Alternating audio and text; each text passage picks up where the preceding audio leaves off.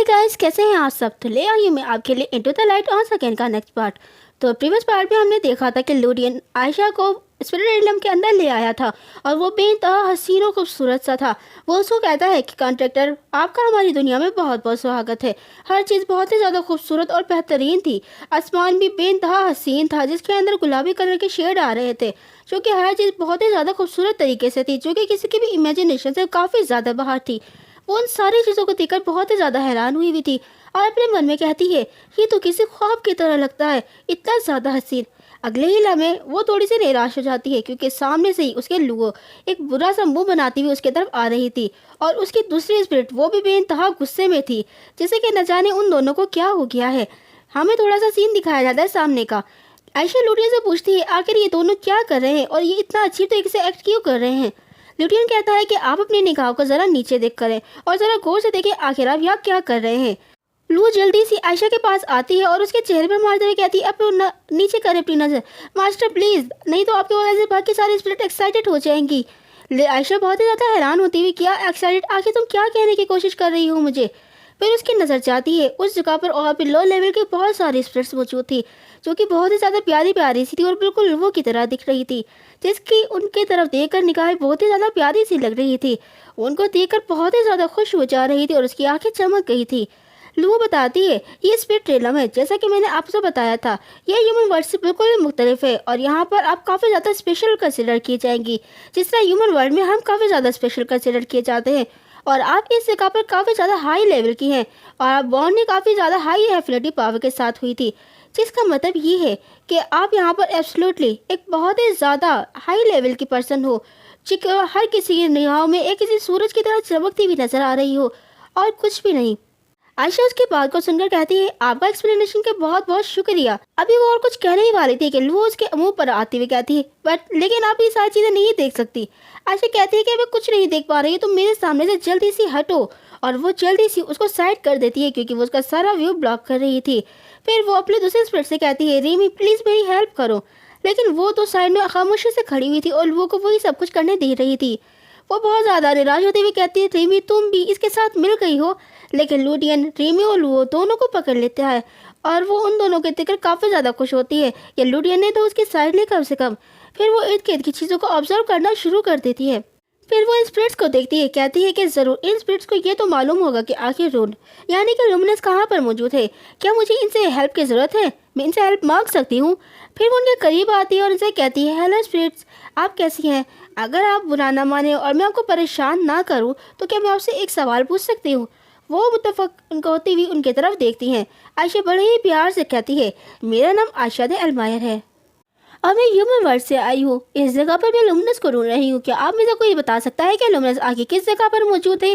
वो स्पिरिट्स को कहती है, ज़रा आप देखें, ये एक इंसान है, गौर से देखें, मैंने इंसान आज से पहले कभी भी नहीं देखा। और वो इस तरह की चीज़ें बात एक दूसरे से बातें कर रही होती हैं। वो सारी एक दूसरे को कहती है, देखो ये किंग से मिलने आई है। फिर एक बताती है, किंग इस वक्त ग्राउंडेड है। वो काफ़ी ज़्यादा हैरान हो जाती है, उसे समझ नहीं आता कि आखिर ये क्या कह रहे हैं। फिर वो उसे बताती है कि वो इस वक्त एक ऐसे बैरियर में मौजूद है जो कि बाकायदा बहुत ज़्यादा सख्त है और वो खुद से उसके अंदर गया है। वो इतना ज़्यादा सॉलिड है कि कोई भी उसको तोड़कर अंदर नहीं जा सकता। बाकी सब स्प्रेड भी उसके साथ रजामंद होती है और कहती है कि हाँ हाँ। आयशा काफ़ी ज़्यादा परेशान होते हुए कहती है, अच्छा एक बैरियर, तो अगर मैं उधर जाऊँ तो मैं लूना से नहीं मिल पाऊँगी। अच्छा तो कोई और तरीका नहीं होगा जिसकी वजह से मैं उसको कोई मैसेज डिलीवर कर सकूँ। वो इतने ज़्यादा प्यारी तरीके से उसे कह रही थी कि उन स्पिरिट्स का तो उनको देखकर दिल ही पिघल गया था। वो कहती है कि हमने हमें से किसी ने भी स्पिरिट किंग को नहीं देखा है। इर्द गिर्द काफ़ी ज़्यादा उदासी का माहौल छा गया था। इसके बाद आयशा उसे कहती है, एटलीस्ट आप मुझे ये तो बता सकते हैं ना कि आखिर मैं उससे मिल कहाँ सकता हूँ या किस जगह पर वो मौजूद है। मैं सच में लुमिना से मिलने के लिए यहाँ पर आई हूँ। वो देखकर तो उन तीनों के बहुत ही ज़्यादा उसकी तरफ भावुक हो गई थी और बस वो कुछ भी करने को तैयार थी। लिमी और लुओ को तो इतना ज़्यादा गुस्सा आ रहा था कि जिसकी कोई लिमिट ही नहीं है। फिर वो कहती है, हाँ ठीक है, हम आपको उस जगह पर ले चलते हैं, आप हमें फॉलो कीजिए। फिर वो उस जगह पर आ जाते हैं। वो जगह भी काफ़ी ज़्यादा हसीन और खूबसूरत सी थी।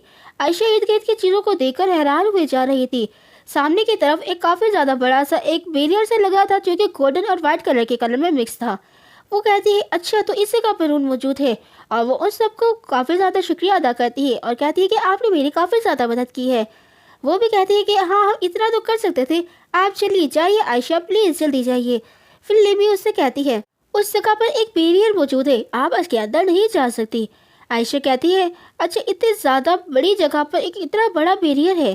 पीछे से लूरियल भी कहता है नहीं ये मैटर नहीं करता, हम ये देख रहे हैं, हम जितनी भी कोशिश कर ले हम इसके अंदर एक सिंगल क्रेक तक नहीं लेके आ सकते, ये बेतहा ताकतवर है।